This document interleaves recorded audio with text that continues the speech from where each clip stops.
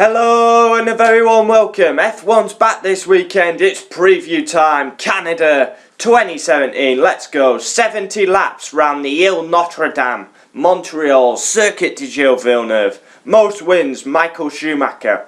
Lewis Hamilton has got 5 wins. And for me, this track is special because it was where Lewis Hamilton won his first ever race. And it brings back great memories. Most wins as a constructor, Ferrari.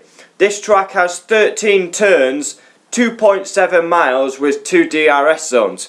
In the background, Bill gameplay as usual. I think we're Marcus Ericsson.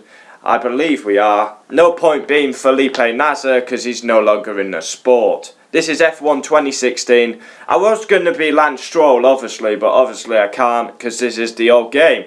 Anyway, back to the preview. 2 DRS zones, very effective. One down, coming up now, well, after the hairpin, out of there, big DRS zone, and then one down the start finishing line.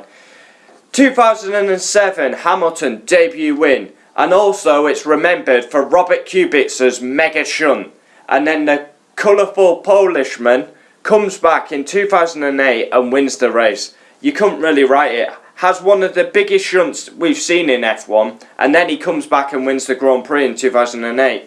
And we're coming up to the Wall of Champions, one of the most famous corners in F1, and it has christened a lot of champions. Example, Jacques Villeneuve, Damon Hill, Michael Schumacher, Sebastian Vettel, Jenson Button. Just a few. I don't think Hamilton's ever hit it actually. I can't remember Raikkonen hitting it, and I can't remember Alonso hitting it. Let me know if they have. Daniel Ricciardo also picked his first win up at this track, 2014. Basically, Hamilton's won his first race, Kubica's won his first race here, and Ricciardo won in 2014.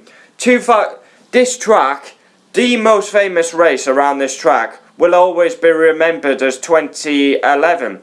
Twinkle Toes Jenson Button pitted about 5 times, crashed into Hamilton, crashed into Alonso. People say it's his best ever win, Jenson Button. I disagree. It was a memorable win, but it wasn't his best win for driving. He crashed into Alonso, crashed into Hamilton, but he pitted about 5 times, passed Sebastian Vettel on the last lap. The longest race in F1 history, I think. It was 4 hours long. And 2016, we all remember that. Seagull Gate at turn 1. Sebastian Vettel has to find an excuse as a driver, and he blames seagulls. Coming into turn 1, 2 seagulls. We all remember. So basically, the championship is on. Who is going to win it? Ferrari are on top. 25-point gap in the championship. Vettel has over Lewis. Mercedes need to bounce back. A pretty disappointing Monaco by their standards. 4th place and 7th place is not where Mercedes, well, not where we used to see Mercedes finish over the last couple of years.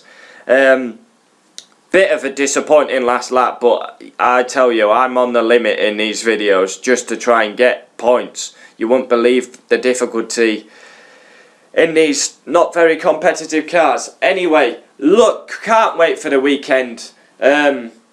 We should have good overtaking here, because as I said, coming up to the DRS zone here, you open the DRS, lot of slipstream, get in the tow. McLaren will probably be a sitting duck as usual, but Mercedes need to bounce back at Canada, 110%. They need to close that 25-point gap in the championship.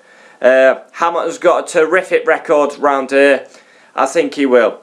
Probably won't be able to do a qualifying video, but I'll see you for the race video as I've got work commitments. Adios!